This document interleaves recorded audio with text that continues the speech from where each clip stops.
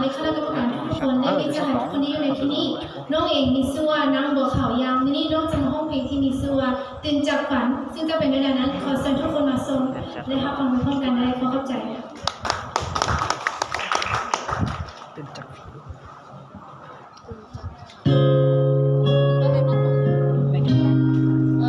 กินได้ไหมน้องชอบมาก